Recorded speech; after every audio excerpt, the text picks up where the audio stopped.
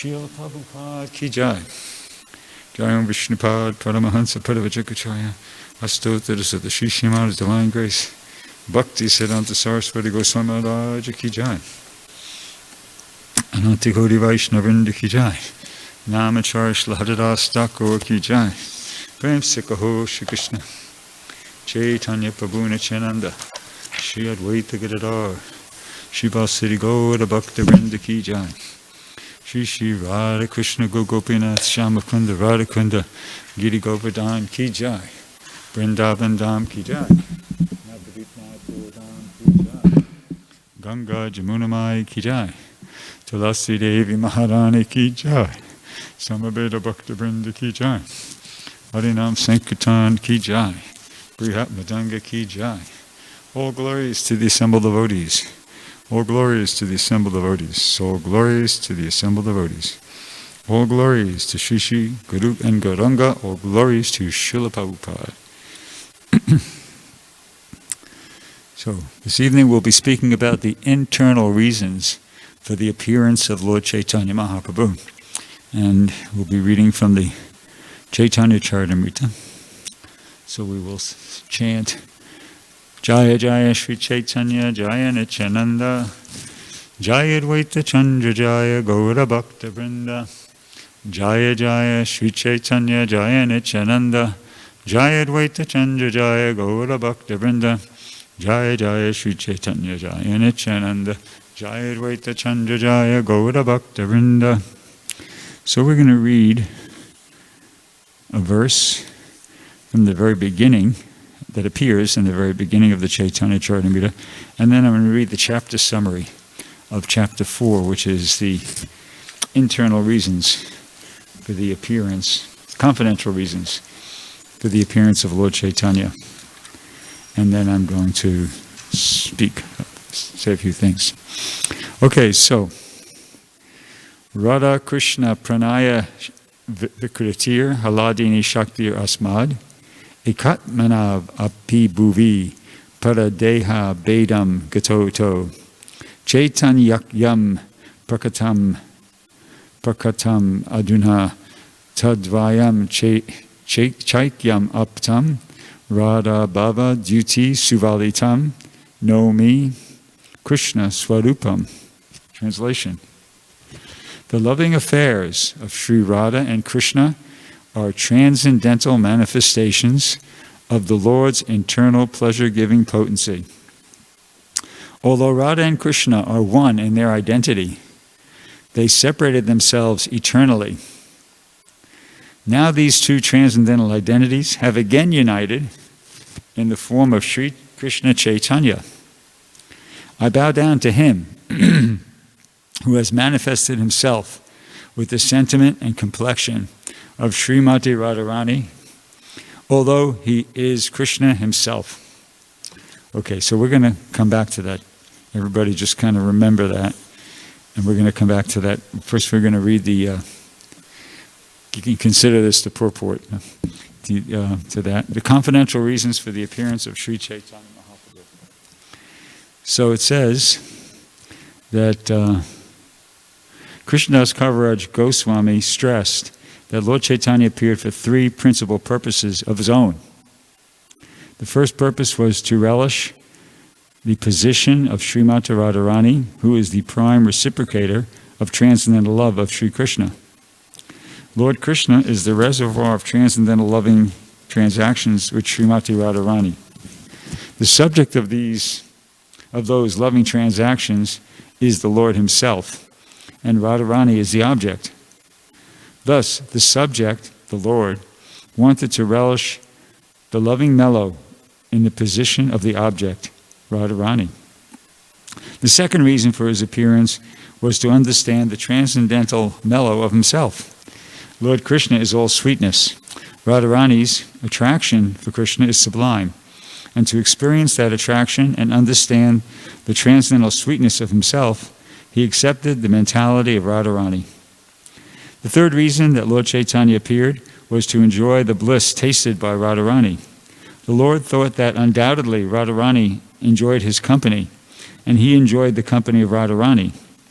But the exchange of transcendental mellow between the spiritual couple was more pleasing to Srimati Radharani than to Sri Krishna. Radharani felt more transcendental pleasure in the company of Krishna than he could understand without taking her position. But for Sri Krishna to enjoy in the position of Srimati Radharani was impossible, because that position was completely foreign to him. Krishna is the transcendental male, and Radharani is the transcendental female. Therefore, to know the transcendental pleasure of loving Krishna, Lord Krishna himself appeared as Lord Caitanya, accepting the emotions and bodily luster of Srimati Radharani.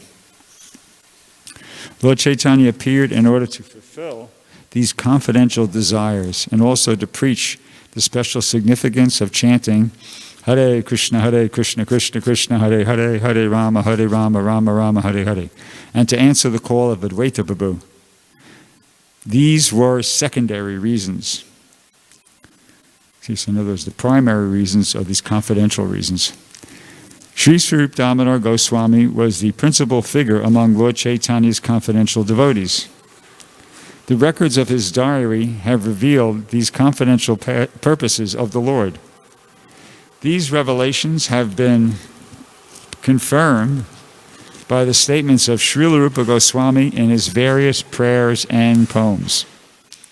This chapter also specifically describes the difference between lust and love. The transactions of Krishna and Radha are completely different from material lust. Therefore, the author has very clearly distinguished between them. Om Timadam Dasha Jananjana Shalakaya Chakshudun Militam Yena Tasmai Shri Gurave Namaha Shri Chaitanya Manobishtam Stapitam Yena Bhutale Swayam Rupa Kadamayam Didati Swapadantikam Bandeham Shri Guru Shri Yuta Padakamalam Shri Gurun Vaishnavamscha Shri Rupam Sagrajatam Sahagana Raganatam Vitam Tam Sajivam Sadvaitam Savadutam Parijana Sahitam Krishna Chaitanya Devam Shri Radha Krishna Padam Sadam Lalita Shri Vishikam Vikamscha Hey Krishna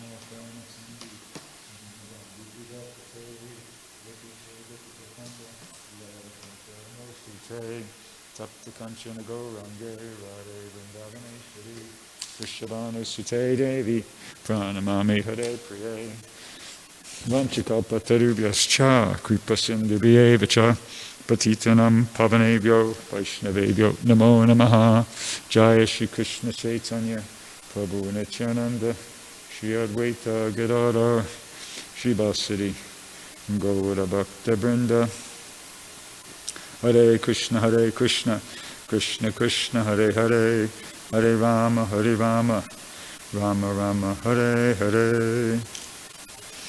Okay, so we're hearing about how Lord Chaitanya had these confidential desires, three confidential desires, or Krishna had three confidential desires as to which were responsible for him coming as Lord Chaitanya. But that's not, the story doesn't begin there. The story doesn't begin there. We're going to go back a little bit before that to try to get the whole big picture here. And in order to do that, we're going to refer back to this verse that I started off by reading. And we'll move on from that. So it says, the loving affairs of Sri Radha and Krishna are transcendental manifestations of the Lord's internal pleasure-giving potency. Okay, here we go. Although Radha and Krishna are one in their identity, they separated themselves eternally. See, so in other words, Radha and Krishna are one in their identity. They separated themselves eternally. Now, I don't know if it's correct to say, because time is a little bit different when you're dealing with the spiritual realm, but it sounds like there was one, right? One identity, which was Radha Krishna. And then they separated, Radha and Krishna, they're one in their identity, but they separated themselves eternally. Now, why is that? Well, I'd like to suggest that here's the reason. That the reason is found, I think I found the reason why they did that in a purport that appears in the third canto of the Srimad Bhagavatam. The chapter is entitled The Movements of the Living Entities. And so here's the reason. I'll read you what Prabhupada has to say, and then I'll comment upon that. It says, the Lord is the supreme person, the supreme male. As a common male wants to be attracted by a female, that propensity similarly exists in the Supreme Personality of Godhead. He also wants to be attracted by the beautiful features of a woman. Now the question is, if he wants to be captivated by such womanly attraction, would he be attracted by any material woman? It is not possible. Even persons who are in material existence can give up womanly attraction if they are attracted by the Supreme Brahman, such as was the case with Haridas Thakur. A beautiful prostitute tried to attract him in the dead of night, but since he was situated in devotional service and transcendental love of God, Haridas Thakur was not captivated. Rather, he turned the prostitute into a great devotee by his transcendental association. The material attraction, therefore, certainly cannot attract the Supreme Lord. And here it comes. When he wants to be attracted by a woman, and he does, we just heard that. It says, the Supreme Person is the Supreme Male, and as a common male he wants to be attracted by a female. That propensity similarly exists in the Supreme Personality of Godhead. Actually, it exists in the Supreme Personality of Godhead first. It's not like Krishna gets the idea from us. No, it's the other way around. That's Janma Asya Yataha. Everything originates from the Supreme. So that propensity is there in Krishna, as part of Krishna's personality, which is the origin of everything. Ishvara Padama Krishna Satchidananda Vigraha Anadir Adir Govinda Sarvakarana Karnam. So Krishna is the origin of everything, including personality. So that's there as part of his personality, this propensity to be attracted by a female. So it says here, when he wants to be attracted by a woman, he has to create such a woman from his own energy. That woman is Radharani. It is explained by the Goswamis that Radharani is the manifestation of the pleasure potency of the Supreme Personality of Godhead. When the Supreme Lord wants to derive transcendental pleasure, he has to create a woman from his internal potency. See, so in other words, basically, Krishna wants to experience this loving relationship with a woman, but of course not a mundane person, but so he creates a transcendental woman, and that transcendental woman is Radharani. And he does that because, this is stated clearly here, he wants to enjoy that relationship. He wants to experience the happiness, the pleasure of loving that woman and being loved by that woman. So that's why he expands as Radharani. So see, thus the tendency to be attracted by womanly beauty is natural because it exists in the spiritual world. And as I mentioned, first it exists in the spiritual world. In the material world, it is reflected pervertedly. And therefore there are so many inebrities. All right, so that's, Krishna creates a woman so that he can experience that loving relationship, meaning experience the pleasure and the happiness of loving that woman and being loved by that woman. So he does that, and it works. It was successful. He loved Radharani, and Radharani loved him. Now, where Lord Caitanya comes into the picture is this, that while that was all going on, Krishna happened to notice that, wait a second, I'm loving Radharani, and that's great, and she loves me, but it seems that what she's experiencing, seems like the happiness and the pleasure that she's experiencing loving me is even greater than the happiness and the pleasure that I'm experiencing loving her. How is that? What the heck's going on? So Krishna, He wants to know, he wants to understand, and he wants to experience what is Radharani experiencing. Because it seems like she's experiencing, as I said, more bliss, more happiness, more pleasure loving me than even what I do loving her. So as was pointed out in the, I think in the chapter introduction that I read, in order to do that, Krishna has to assume that the emotions and the bodily,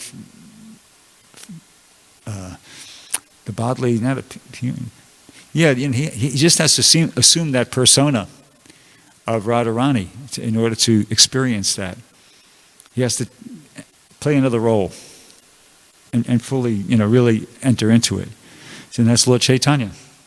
Lord Caitanya is Krishna experiencing what it's like to love Krishna from the position of Radharani. Okay? Now, if the story were to end there, everybody might think, well, yeah, sure, and they all lived happily ever after. But the thing is this, that Krishna, when he was here 5,000 years ago, he was, after he was born in Mathura to his parents, well, I couldn't say biological exactly, but to his actual parents, I don't know quite how to refer to them, but Vasudeva and Devaki, he was transferred to Gokula, where he became the foster child of Nanda and Yasoda. And he lived there. He lived there for 11 years. And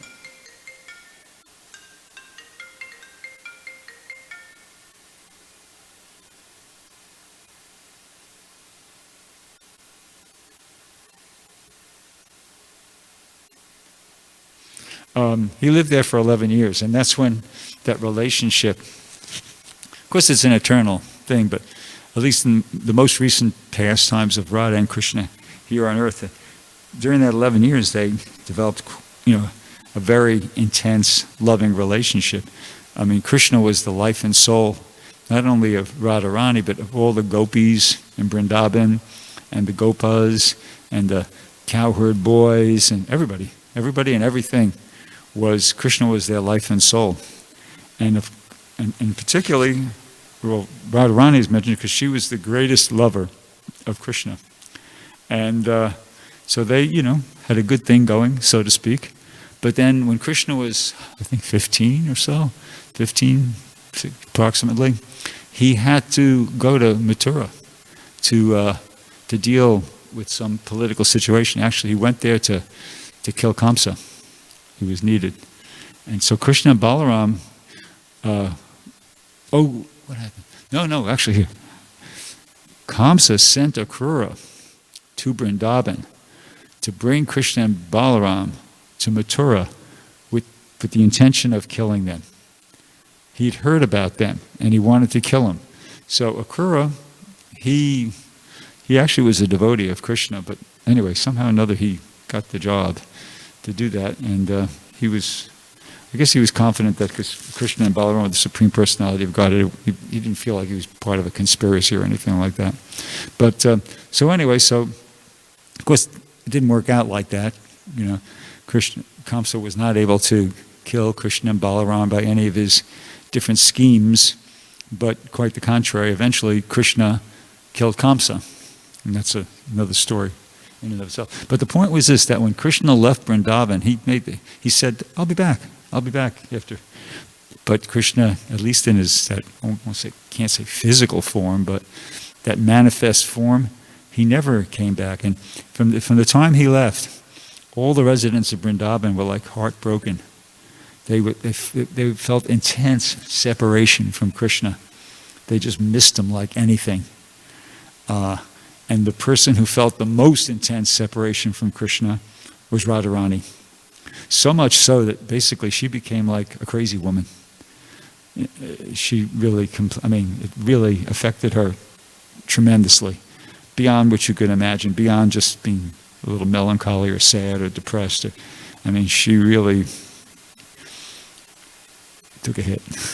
She really was very, very, very impacted emotionally by Krishna's absence. So, but here's the thing, and you might say, well, that's not a happy ending. Okay, well, it was a loving relationship, but then kind of ended there.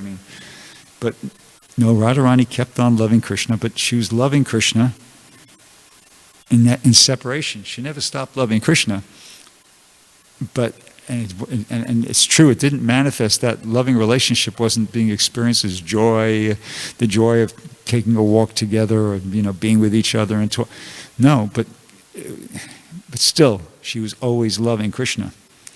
And I did a search. I went onto the Veda base and I searched out, did a word search on the word separation, and I came up with some interesting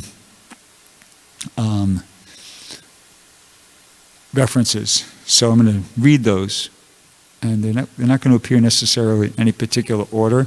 They're all about separation, but they're kind of making different points, and I'll comment briefly on each of them. But I think you'll get it'll help us get a nice overall picture of what's involved here in Lord Chaitanya's loving Krishna in the mood of Radharani. So this is the first one is from the Bhagavatam, first canto, chapter 10, text 10. It says, after his separation from Vrindavan, the innocent cowherd boys and girls, ladies and others, they all felt shock throughout their lives. See, not just when he left, but throughout their entire lives, they felt that shock because they loved Krishna so much. And the separation of Radharani, the most beloved cowherd girl, is beyond expression. Once they met during a solar eclipse, and the feeling which was expressed by them is heartrending. Okay, so that basically one makes the point that it was a very significant event for them. It wasn't something that they recovered from. It was something that they were experiencing shock waves, throughout their entire life. Now, here's something that will help us understand how, because at this point, if you don't know this philosophy, you might think, well, wait a second, this doesn't sound very positive. Why are these devotees of Krishna exalting this relationship? It sounds like it's disastrous, but this is on a superficial level, yeah, but this is what you have to understand. And this is from the Srimad Bhagavatam, first canto, chapter 15, text 28. In the purport, Prabhupada says, the feelings of separation from the Lord are undoubtedly painful to the devotees. But because it is in connection with the Lord, it has a specific transcendental effect which pacifies the heart. Feelings of separation are also sources of transcendental bliss, and they are never comparable to contaminated material feelings of separation. So, to say something about that, it's a different nature. The spiritual nature and the material nature are two different things. Just to give an example, like say you do something on land. Okay, well, those activities are executed within a certain nature, land. But say you go into the water and you try to do the same things, move around, shake somebody's hand, talk if you want, but it's all in the water.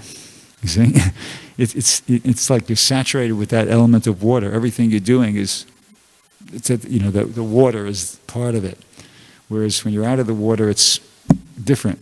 So in the same way, all these activities, as soon as Krishna and devotional service, pure devotional service and Krishna are the context, then all these what seem like negative emotions, grief, anguish, et cetera, they're different forms of transcendental bliss. Okay? So, on the one hand, superficially, especially if somebody doesn't understand this philosophy, it might appear that, well, wait a second, that doesn't seem like such a wonderful love story. I mean, Krishna left, they never came back, and not only was Radharani heartbroken, but everybody, he left a bunch of broken hearts there. But it's not like that. Anyway, it's also mentioned that Krishna was present there, but in his bhava expansion. He never actually left Vrindavan. So the point is that when devotees are absorbed in devotional service and thought of Krishna, they're being influenced, they're under the influence of a different energy. In the Bhagavad Gita, chapter 9, text 13, there's a verse, Mahatmanas tumam parta, daivim prakutim ashrita, bhajanti ananyamanaso, gyatva bhutadim aviyam. That the great souls, daivim prakutim ashrita, they're under the protection of the divine energy. He knows everything. The activities of the pure devotees might bear some resemblance to activities of ordinary people, but it's different. It's just like in that example I gave. It's just like being in the water or being out of the water. Everything's under the Sat, Chit, and Ananda energy, as opposed to temporary, ignorant, and miserable energy of the material energy. Everything is permeated with eternality, knowledge, and bliss. Even the grief, even the depression, even the melancholy, all these emotions that Radharani and the gopis are experiencing, they were saturated somehow with eternality, knowledge, and bliss. So, and Lord Caitanya, he was like the number one understander of that. And I don't know from where I got this, but it says here, he was everlastingly feeling the separation of the Lord in transcendental love. And there are different examples of that, how Lord Caitanya was kind of really exactly in the mood of Radharani. As I said, she kind of went mad out of distress and separation from Krishna. And sometimes she would speak incoherently and all sorts of things. And Lord Caitanya, he basically did the same, performed the same sorts of activities, especially during the last 12 years of his manifest pastimes here on earth, where he lived in seclusion in the house of Kashinath Mishra, the Gambhira in Jagannath Puri, and trying to just relish, the mellows of Vipralambha Seva. That's, loving Krishna in separation, as did the gopis of Vrindavan, particularly Radharani. And as a means to that end, he stayed in that room, and sometimes he was, he would chant different verses, and Swarup Damodar, when he could understand his mood, and he would chant other verses to try to kind of help Lord Caitanya go more deeply into that mood. And Lord Chaitanya was experiencing and manifesting all sorts of different transcendental symptoms of transcendental madness. Sometimes he would rub his face on the wall, so much so that it would bleed. And sometimes he would escape from the room, even though they had it bolted, closed, and they had somebody sleeping in between him and the door. Somehow he just would get out, and he would. Once he went running, he saw the anyway. Maybe it was the ocean. I think it was the ocean. He saw the ocean. It was night, so it was black, and it reminded him of Krishna's body. So he went running and dove into the ocean. And another occasion, he saw some sand dunes, and he thought they were Govardhan. They reminded him of Govardhan Hill. So he went running at great speed towards the sand dunes. Different things of this nature. And so, Lord Chaitanya was always experiencing that those same feelings of separation that the gopis, and in particular Srimati Radharani, was experiencing for Krishna.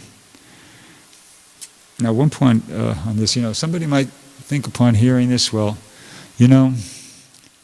I thought the most important thing was, it says in the Krishna book that Krishna's most important quality, or greatest quality, is his compassion for the conditioned souls. So somebody might think, well, what's going on here? I thought, if that's the case, you would think the most important reasons for Lord Chaitanya's appearance would be that, to deliver the fallen conditioned souls, and that's mentioned as a secondary reason. We just read that in the chapter introduction. But I would like to suggest that even these primary reasons sort of overflow into that secondary reason. See, Lord Chaitanya he's showing by his example how to be a perfect human being and a perfect devotee. And what's the example?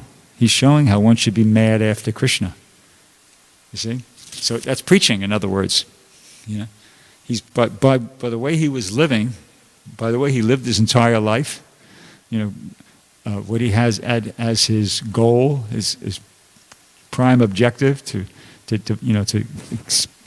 express and experience that love for Krishna. That was preaching. It's an example.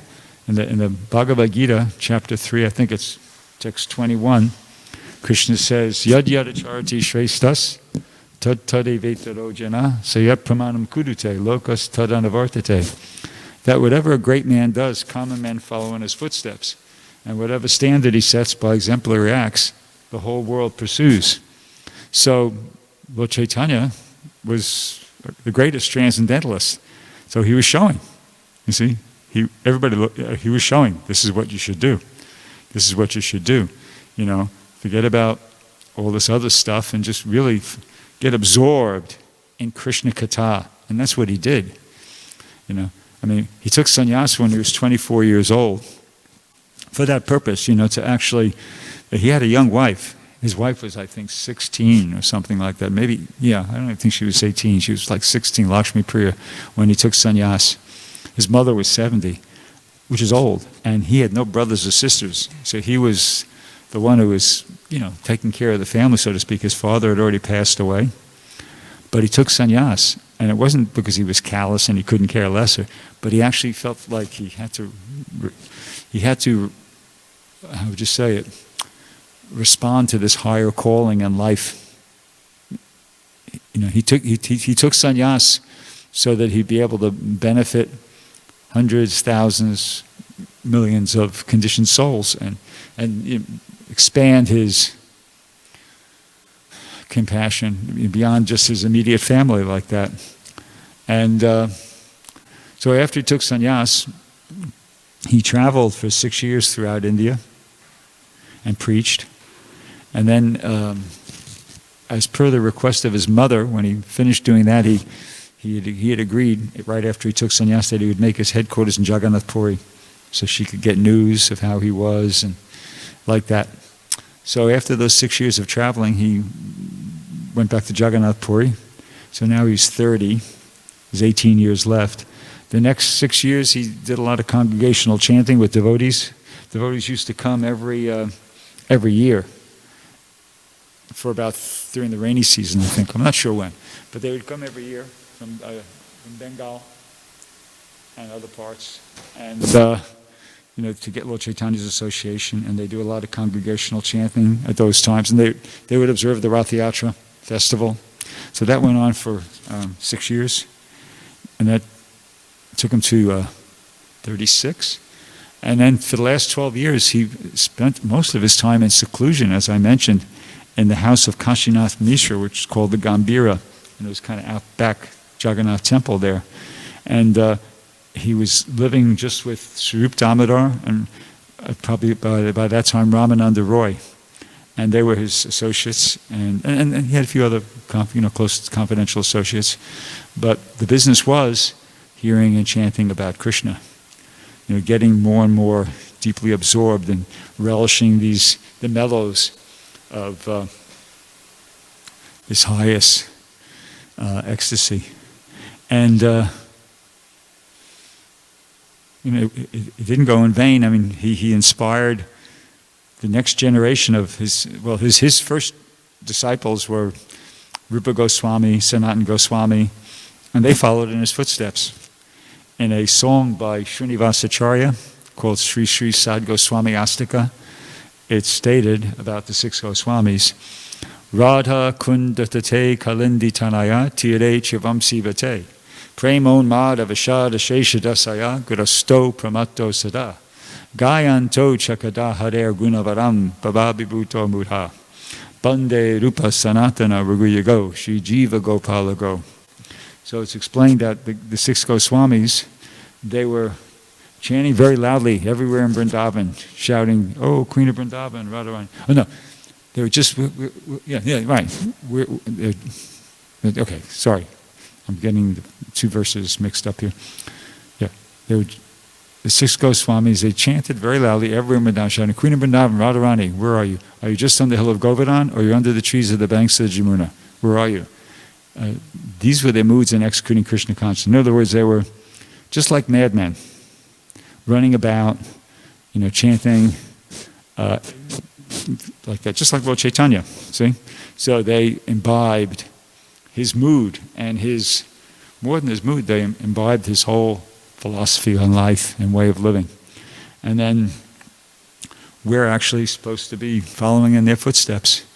That's what all our acharyas, they're in that mood. And so that was the example that Lord Chaitanya, and that was Lord Chaitanya was trying to inspire, by his own example, inspire us to make that our highest priority, to reawaken our dormant love for Krishna in that conjugal ras, of Vipralamba Seva, and which is the highest. So back to the original point that it's not selfish. Even when he was pursuing his own confidential reasons for coming as Lord Chaitanya, simultaneously these activities were profoundly beneficial to all the conditioned souls within the universe. So, reading on a bit more here. Some of these other references.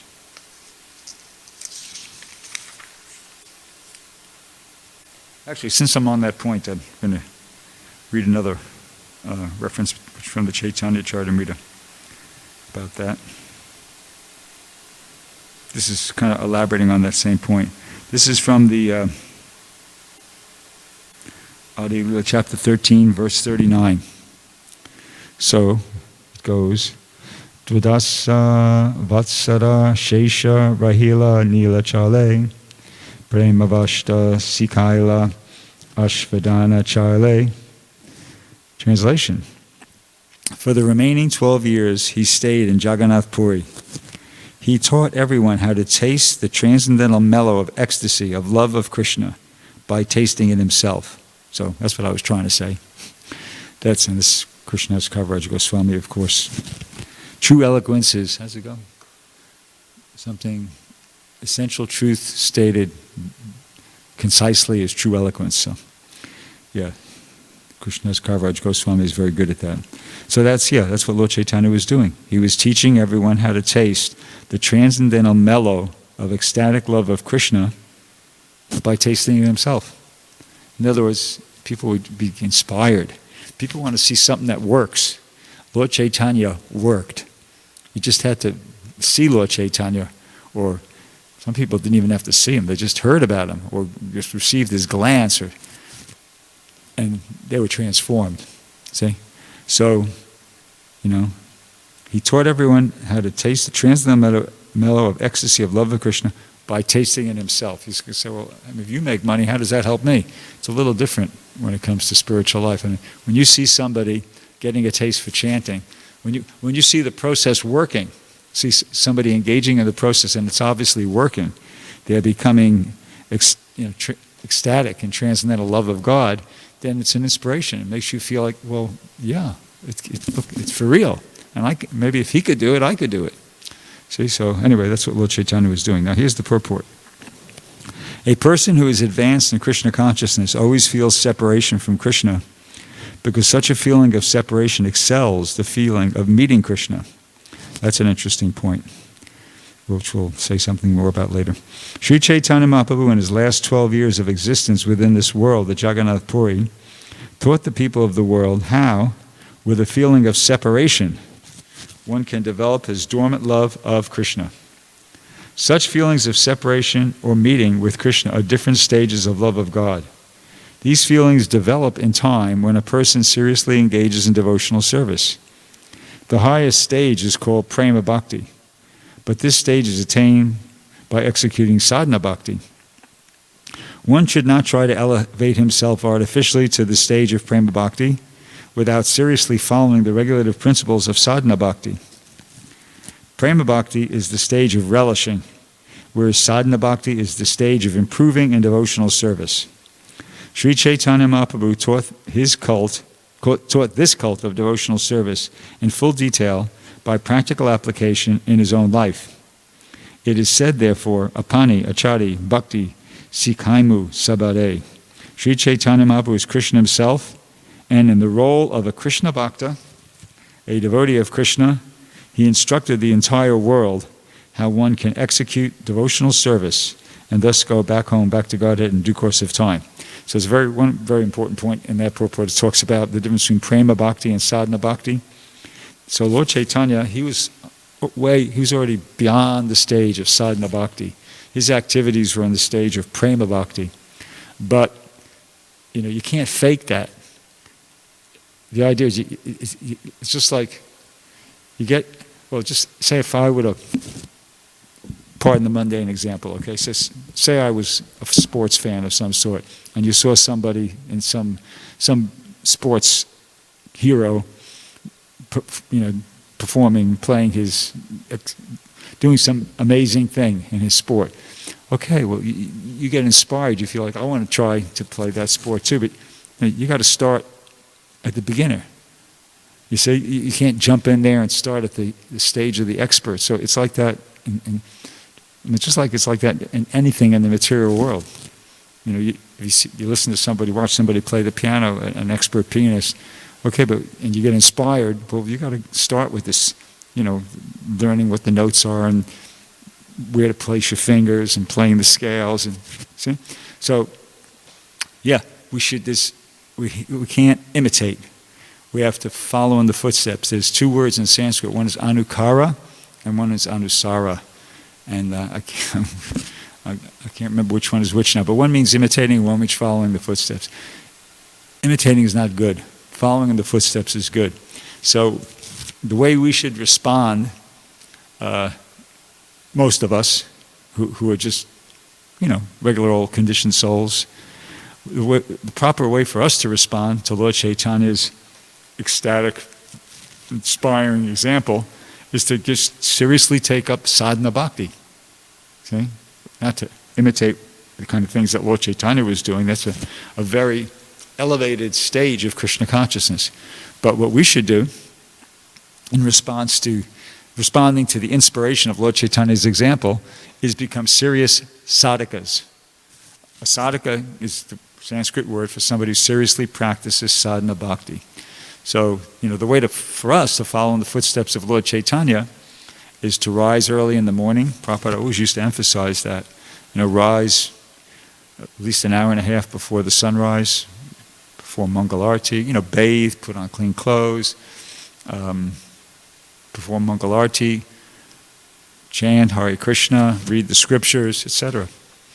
That's the way we're supposed to follow in the footsteps of Lord Chaitanya, and so many other items as well. But that's an important point. And eventually, by doing that, as it says here, one should not elevate himself artificially to the stage of Prema Bhakti without seriously following the regulative principles of Sadhana Bhakti. Prema Bhakti is the stage of relishing, whereas Sadhana Bhakti is the stage of improving in devotional service. So that's what we should do. We should be trying to improve in devotional service. And if we do that, then eventually we will come to the stage of Prema Bhakti. Okay?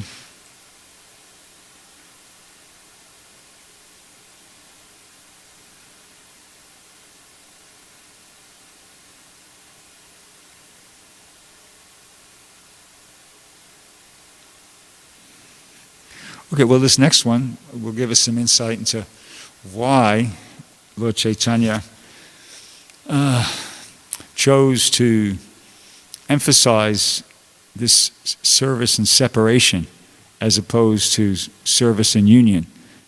And the explanation for that will come out as I read this purport. This is from Madhya-lila, chapter 1, text 56. So the verse goes, E duya gane nachena dvitiya prahara Krishna tana vrajaya e bhava antara. Lord Caitanya used to sing this song, in parentheses, Seta Parananata, especially during the latter part of the day. And he would think, let me take Krishna and go back to Vrindavan. This ecstasy was always filling his heart. Purport. Being always absorbed in the ecstasy of Srimati Radharani, Sri Chaitanya Mahaprabhu felt the same separation from Krishna that Srimati Radharani felt when Krishna left Vrindavan and went to Mathura. This ecstatic feeling is very helpful in attaining love of God and separation. Sri Chaitanya, here it comes. Sri Chaitanya Mahaprabhu has taught everyone that one should not be overly anxious to see the Lord, but should rather feel separation from Him in ecstasy. Here it is, yeah. It is actually better to feel separation from Him than the desire to see Him face to face. When the gopis of Vrindavan, the residents of Gokula, met Krishna at Kurukshetra during the solar eclipse, they wanted to take Krishna back to Vrindavan. Sri Chaitanya Mahaprabhu also felt the same ecstasy as soon as he saw Jagannath in the temple or on the Rath Yatra cart. The gopis of Vrindavan did not like the opulence of Dwarka. They wanted to take Krishna to the village of Vrindavan and enjoy his company in the groves. This desire was also felt by Sri Chaitanya Mahaprabhu, and he danced in ecstasy before the Rath Yatra festival when Lord Jagannath went to Gundicha. So I think I've got a bit more about the explanation as to why separation is preferable to having the association. And let me see if I can find that reference. Here it is. I neglected to note where I got this from, but it was probably someplace in the Bhagavatam. It says here, separation is more relishable than actual meeting, which lacks the feeling of increasing anticipation, because the lover and beloved are both present. In other words, it's more intense. This experience of separation evokes a more intense emotion than the situation of union, being with the person. So that's why this was preferred and emphasized by Lord Chaitanya. So let's read a few more of these references here.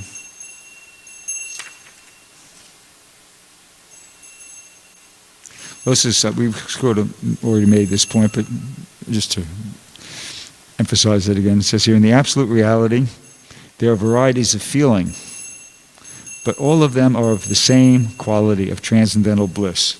See, so even what we would consider the negative emotions here in the material world, there's no such thing as a negative emotion. There's nothing negative in the spiritual world.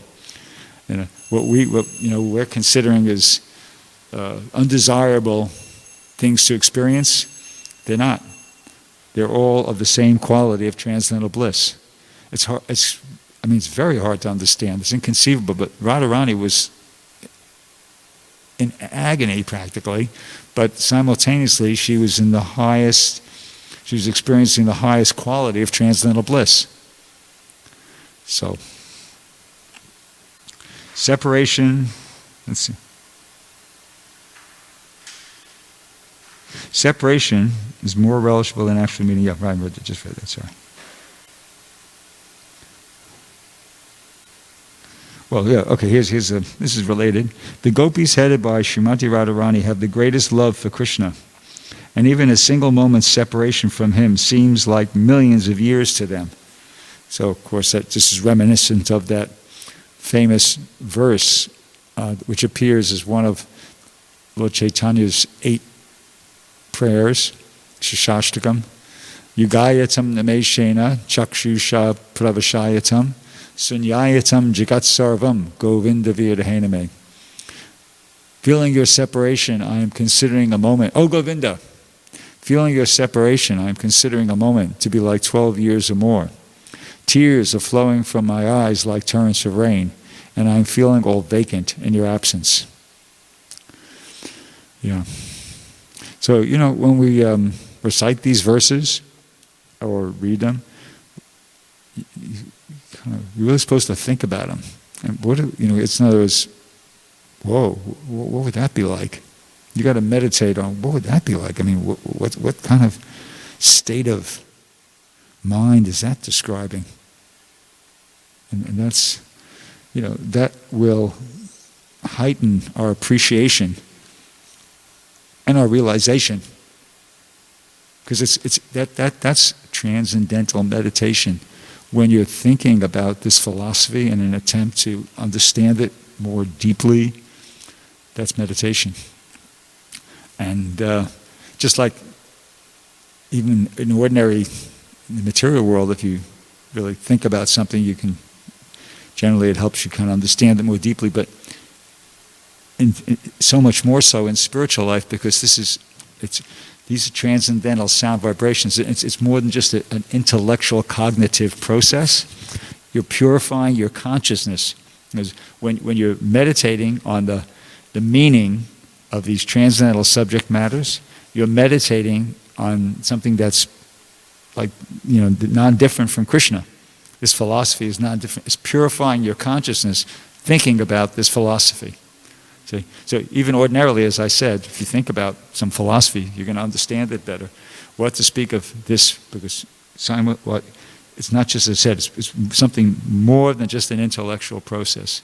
You're getting purification of the conscious, and ultimately, it's only by purification of our consciousness that we're really going to be able to understand these transcendental subject matters. Prabhupada was very fond of quoting a verse from the Padma Purana to that effect. It goes, "Tak Shri Krishna Namadi Nabhaved Grayam Indriye Sevan Mukhe Hi Jivado Svayameva Sparatyada." That Krishna cannot be understood by the blunt material senses, but he's understood Sevan Mukhe Hi Jivado. He's understood by devotional service, beginning with the tongue, and then he reveals himself. See, so when Krishna's pleased with the attempts, the efforts of a living entity to engage in devotional service, he reveals himself to that living entity.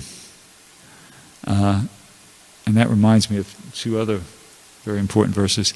In the Srimad Bhagavatam, there was a meeting between the sages of Naimisharanya, and I think they appointed a spokesperson, Shonaka Rishi. Anyway, I can't remember of who was speaking at this point, but there's a verse. Atak pumbir dvija shreshtas. I think this is Sutta Goswami addressing the sages of Naimisharanya. Atak pumbir, or best of the twice born.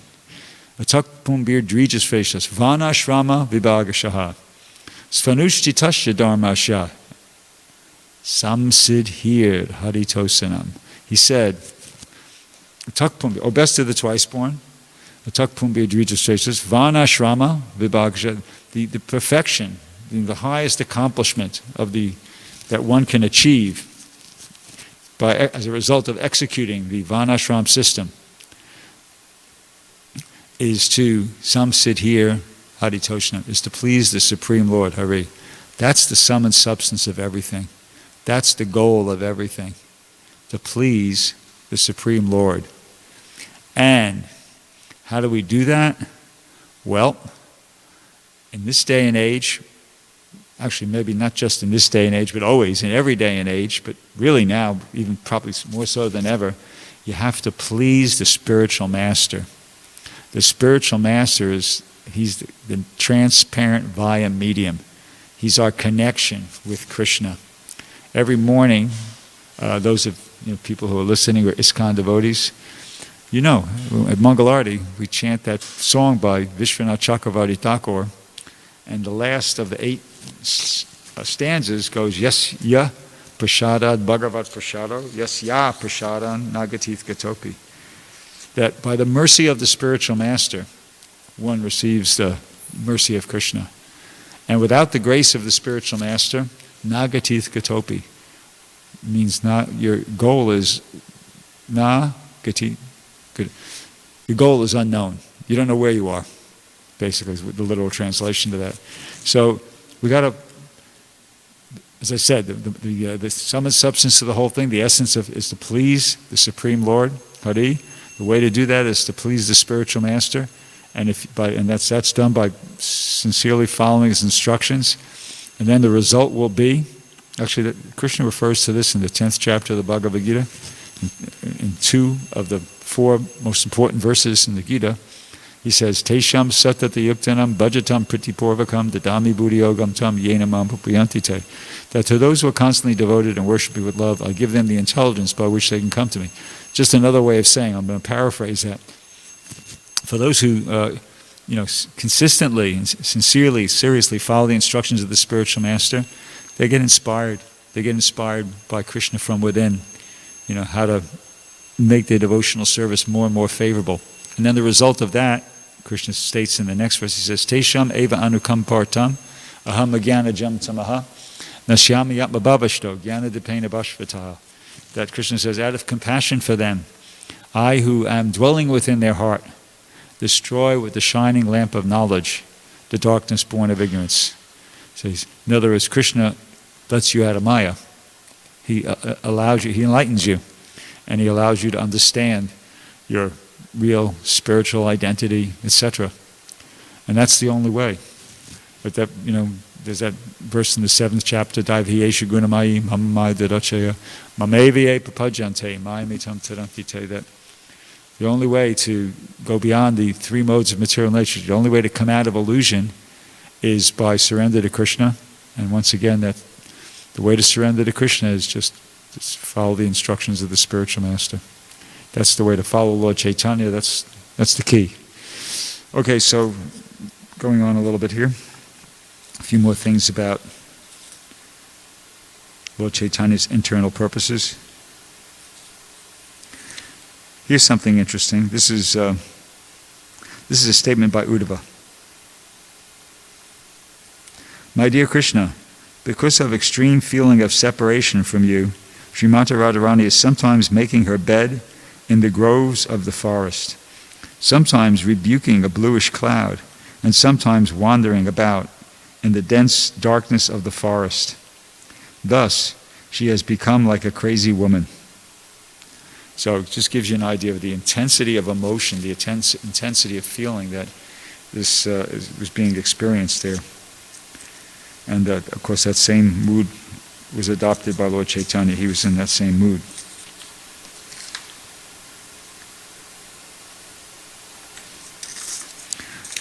Let's see, maybe there's one more reference here that I have.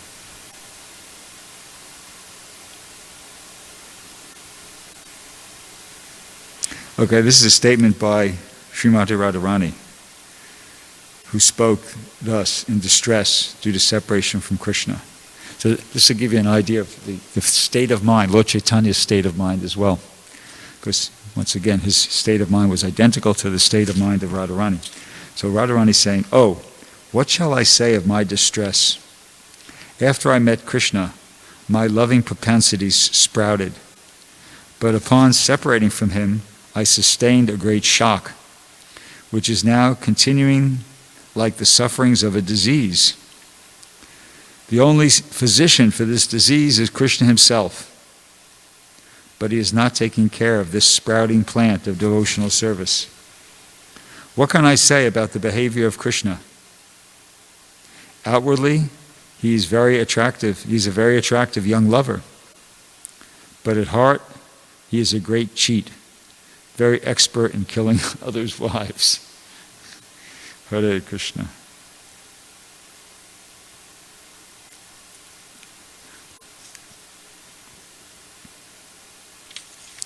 Yeah.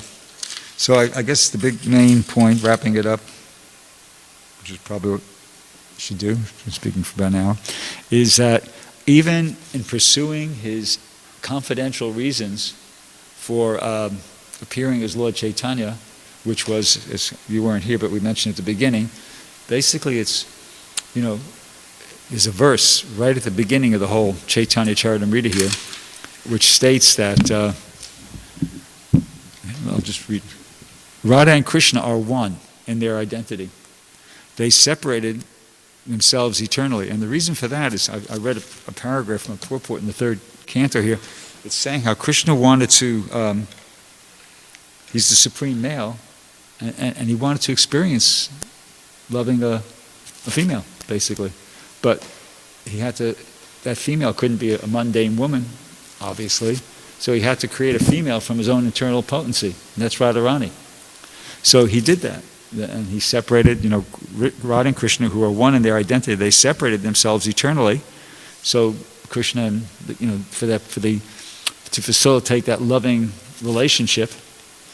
And then Krishna could see that it was working, But then he thought, well, wait a second, what's going on here? I mean, I really love Radharani, but it seems like she's loving me more.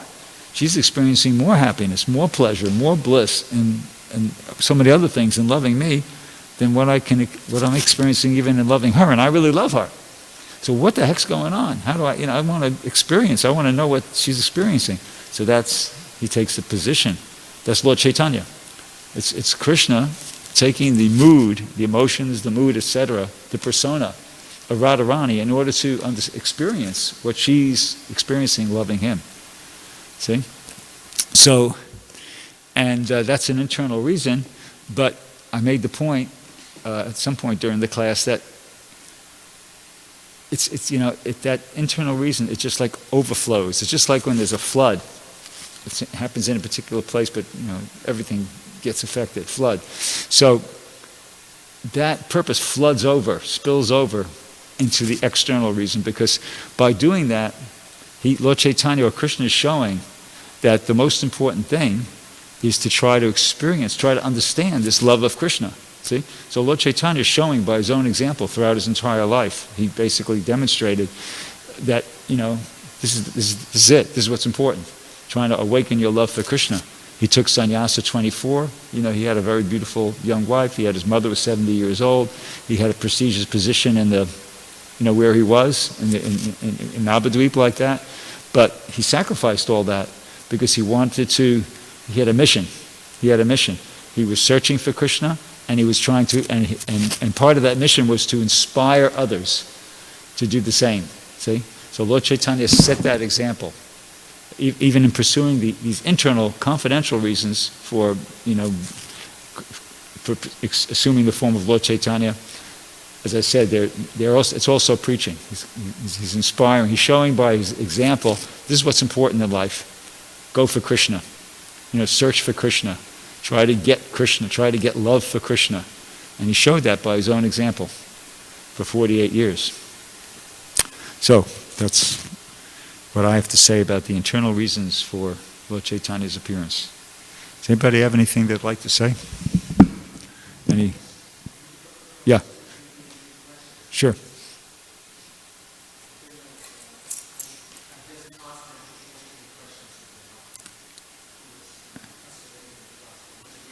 Oh, okay. Sure. No rush. I'm not in any rush anyway. Thank you. Thank you very much. Oh, what? St. Peter. Oh, Hare Krishna. Thank you. Sure.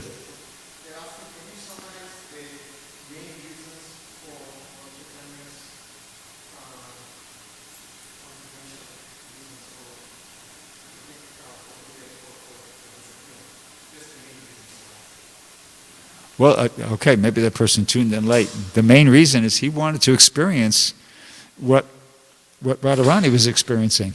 See?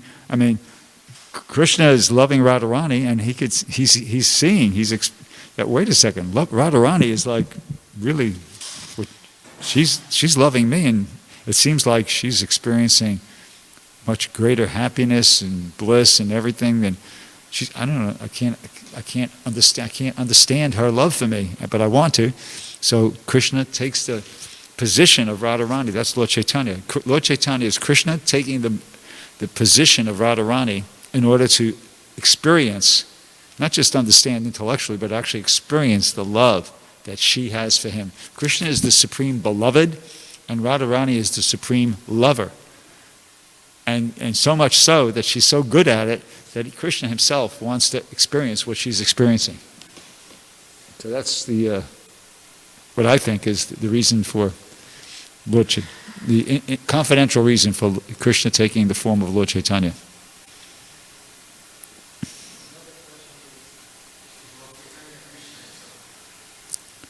Lord Chaitanya what? Yeah. Yeah, Lord Chaitanya is not an expansion of Krishna.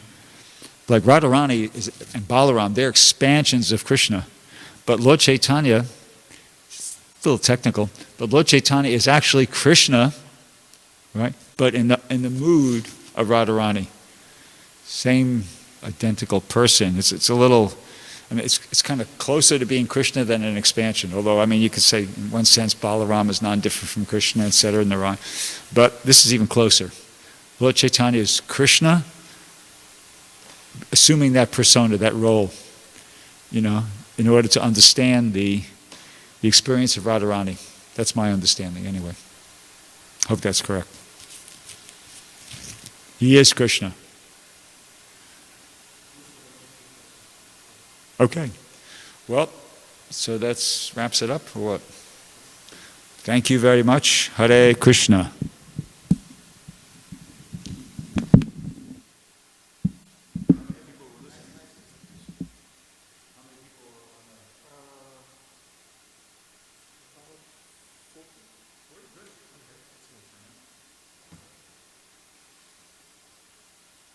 And then we see the recording. So then after recording